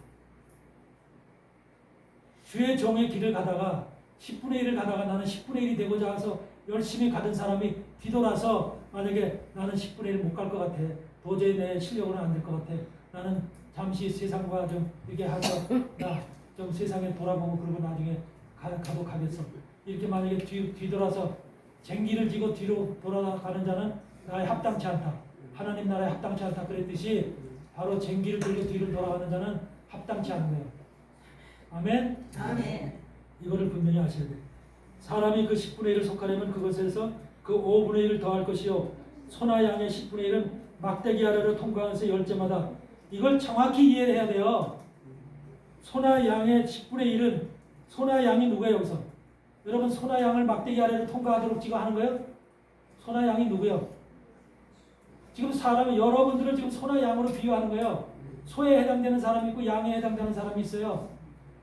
지금 짐승으로 비유할 때 소나 양이라는 것은 우리가 레위기에 보면 레위기 1장 2장 번제, 속죄세, 화목제, 속건제 이런 데 보면은 소나 양이나 염소나 제물로 드려야 안 드려요? 제물로 드려야 될 짐승들이죠. 여러분 말이라든지 뭐 이렇게 낙타라든지 그런 거 드리는 거 아니죠? 소나 양이 바로 여러분이 어떤 사람은 소의 직급에 해당되는 사람이 있고 양의 직급에 해당되는 사람 다 그게 하나님 안에 정해져 있어요.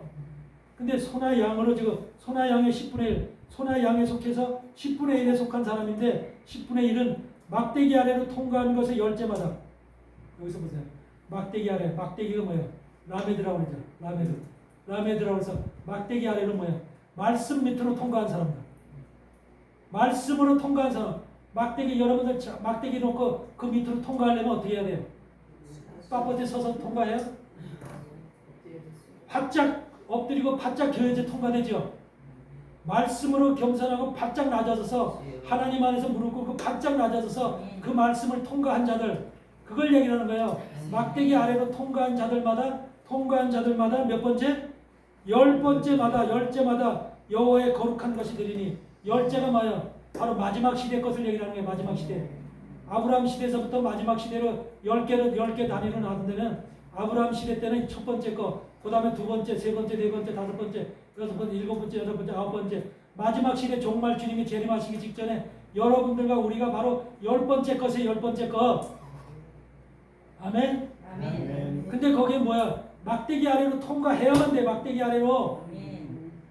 막대기 아래로 통과하지 못하면 지금 막대기 아래로 통과한 것의 10번째야. 막대기 말씀 밑으로 통과하지 못한 사람은 지금 여러분들한테 드리는 이런 말씀 밑으로 통과하지 못한 사람들은 통과를 해봐도 그걸 겉으로 반칙이지 반칙. 그렇죠?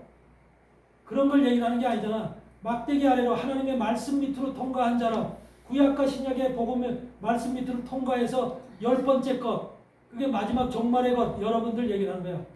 그래서 여러분들이 지금 이 말씀을 듣고 있는 거야. 네?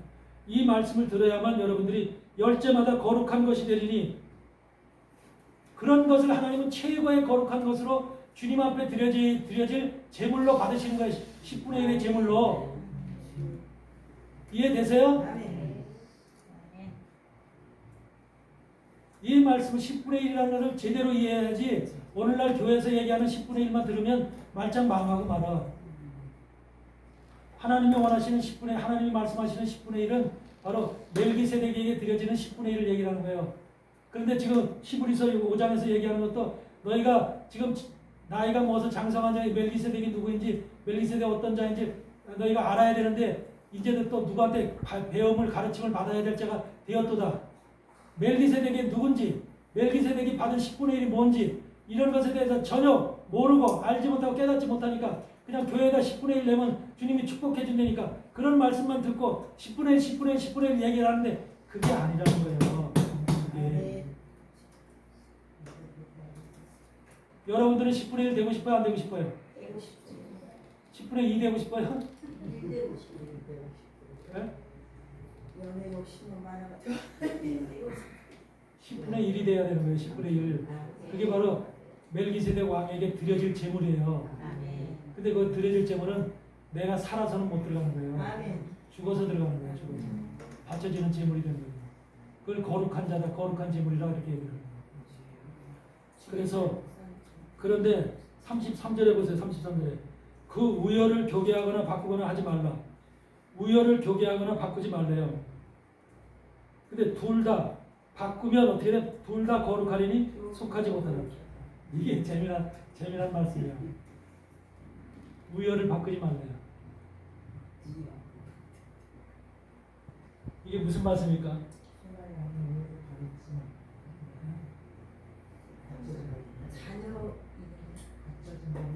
만약에 여러분이 한번 생각해 보세요. 여러분이 내가 10분의 1에 속한 사람, 거기 선택돼서 지금 10분의 1 안에 딱 들어가니까 말씀의 밑으로 들어가서 라메드 말씀의 아래를 통과해서 막대기 아래를 통과해서 10번째가 딱 돼서 그 안에 들어가 있는 자라고 생각해봐. 그러면 여러분들은 이미 영원한 나라의 모든 것이 다 확정된 영광의 세계로 확정된 사람들이에요. 아멘? 예수님에게 드려진 10분의 1이 되었기 때문에 10분의 1은 영원한 이미 축복이 다 준비된 자들이에요. 영광이. 그런데 여러분들이 살고 있는 남편이 있어. 옆에 남편이 붙어 있는데 남편이 지금 안 됐어. 현찮아. 남편이. 그런 사람이 있겠어 없겠어? 있어요.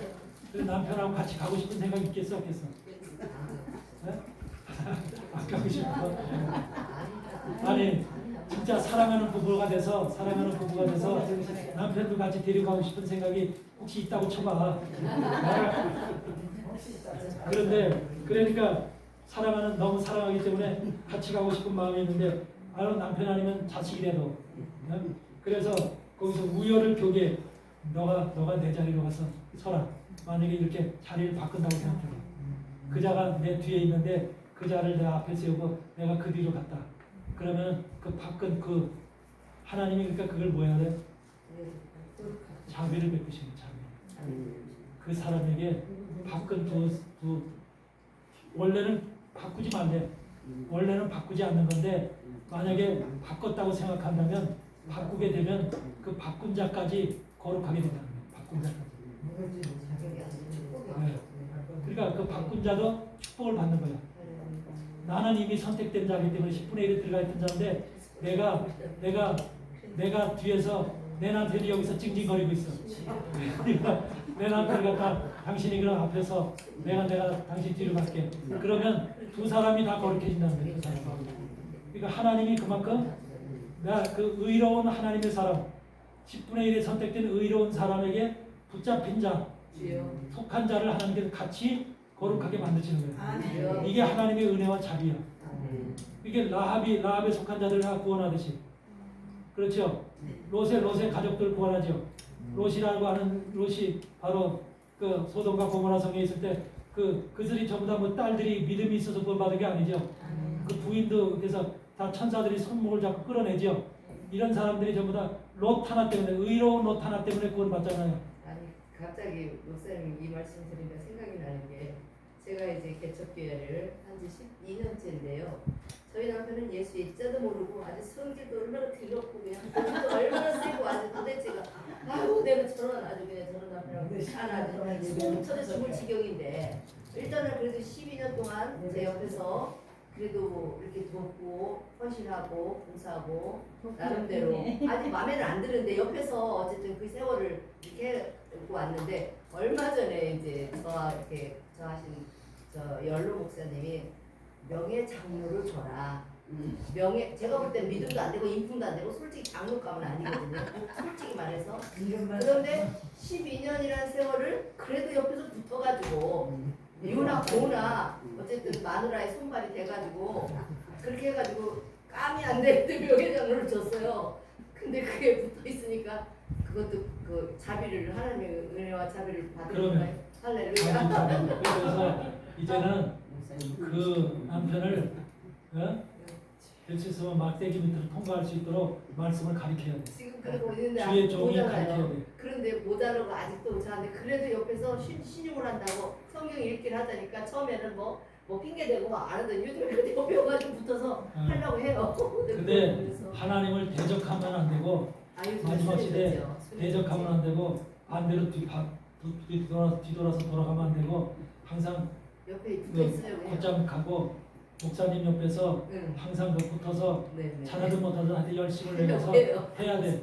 그래야지 그것이 이제 같이 갈 수 있는 그런 계기가 생기지. 만약에 까문 아니야. 그 저 멀리 뒤에 있다고 생각해. 아 집어 던져버리고 내 뒤에 10분의 1이 들어가 있는 그 범죄 안에서 저 1km 뒤에 있다면 어떻게 가서 데려올 거예요? 안 데리고 오고 싶었지. 근데 자기가 그러니까 붙어 올라가. 또 주변에 있어야지 교회를 바꿀 거니 바꿔도.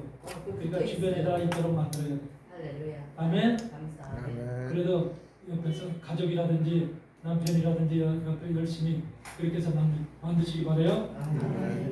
10분의 1이라는 멜기세덱에게 드려진 10분의 1의 여러분 10분의 1의 의미를 알았어요? 10분의 1이 바로 그런 거기 때문에 그런 그 의미를 정확히 이해를 하고 여러분들이 내가 바로 10분의 1이 돼야 될 존재라구나.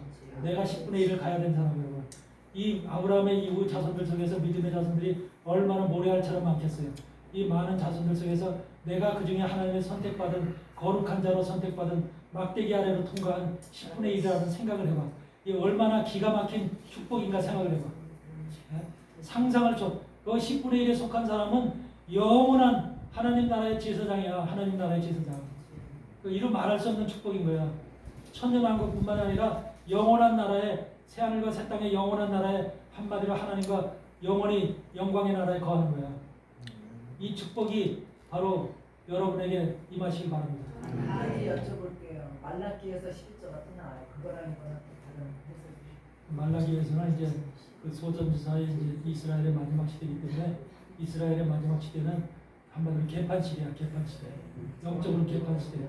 특히 제사장도 그렇고 선지자도 그렇고 개판 시대이기 때문에 이때 빌어서 바로 뭐냐면 이 이스라엘의 성전도 그렇고 성전도 재물이 없어서 지들은 이제 성전 노릇을 못하는 거예요. 성전 역할을 못하는. 그렇기 때문에 그런 의미로다가 그런 말씀을 난 했다고 봐. 물론 거기에서도 영적인 의미가 있지만 일단은 말라기에서의 한 그 말씀이 지금 오늘날의 무슨 대표적인 11조의 축복받는 내용으로다가 그걸 설교를 하는데 그런 물론 이 11조의 내용을 정확히 알고서 11조 생활을 하면은 복받아. 복받는데 11조의 의미도 모르고 그냥 자기가 본 것의 10분의 1을 교회에다 놓으면 복받는다라고 하는 그 의미만을 알고 백날 11조 해야 될 복의 말씀이 아니에요. 아셨어요? 11조를 내려면 11조의 의미를 정확히 이해하고 깨닫고 11조 생활을 하길 바랍니다. 여러분들도 성도들한테 11조 생활을 가르칠 때 바로 그것을 의미부터 본질부터 근원부터 자세히 살펴서 그걸 제대로 가르쳐서 깨닫게 해서 11조가 그런 거로구나. 내가 11조에 선택된 인간이 되어야 되겠구나. 선택된 그 하나님의 사람으로 그런 침노하는 자를 빼앗듯이 그 자리를 차지해야 되겠구나.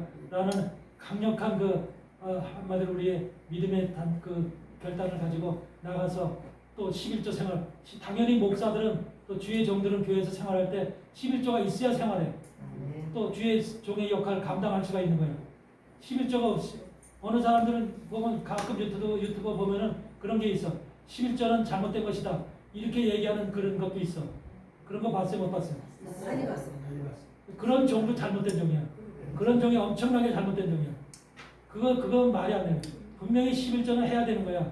왜? 이스라엘 백성들이 레위인에게 11조를 했거든. 레위인은 뭐야? 내 것이다 그랬죠, 하나님이. 그들에겐 기업이 없죠. 땅에 기업이 없죠. 하나님이 기업이라고 하셨죠. 그래서 우리도 하나님의 종이라면, 교회에서 하나님의 사역을 감당하는 하나님의 종이라면 땅에 기업이 없어. 우리는 하나님이 기업이야. 하나님을 위해서 살고 하나님을 위해서 죽는 거야. 우리 그렇기 때문에 우리가 먹고 사역을 하는 동안, 육신을 가지고 사역을 하는 동안에는 우리에게 11조라는 거 하나님이 11조를 줘서 저들에게 생활할 수 있도록 모든 생활비를 주라고 이렇게 하나님 말씀 속에서 허락을 하신 거예요. 하나님의 사람들이 하나님이 이럴 때 굶어 죽으라고 한 게 아니잖아. 그렇기 때문에 11조는 당연히 교회에다가 내야 되는 것이고 목사서부터 주의 종들이 살아가기 위한 하나님의 방법이기 때문에 그걸 갖다 거부한다는 것 그 자체가 잘못. 그런데 그것이 잘못 이해가 되고 잘못된 11조 생활을 통해서 11조를 해야만 복을 받는다고 하는 이런 강력한 메시지를 통해서 오히려 11조를 못하는 사람들은 주눅이 들게 하고 11조 생활을 못하는 사람은 주눅 들게 하고 오히려 교회 안에서 차별하게 하고 갈르게 하고 마음에 위축이 되게 하고 신앙생활도 제대로 못하게 하는 이런 것이 있다면 그건 잘못된 것이죠. 11조 생활을 누구도 다 할 수 있으면 좋지만 못하는 사람도 있을 수 있잖아. 말씀을 깨닫지 못해서. 그런 거 가지고 일일이 축복이다, 이것이 저주다 이렇게 얘기하는 게 아니에요. 사실 축복이다, 저주라 하는 것은 깨닫지 못하면 이 지금 11조 10분의 1이 무엇이라는 것을 제대로 이해하지 못하고 깨닫지 못하는 것이 저주야. 그게 저주지 11조 생활을 하고 못하고는 큰 무리는 아닌 거예요. 근데 당연히 신앙인이라면 내가 11조 생활을 하는 그런 마음을 가지고 해야 된다는 것은 성경이 우리에게 얘기하는 것이 말씀하시는 거기 때문에 당연히 지켜야 되는 것이. 아멘? 오늘 시간 됐으므로 마치고 찬양 부곡하고 기도하고 마치겠습니다.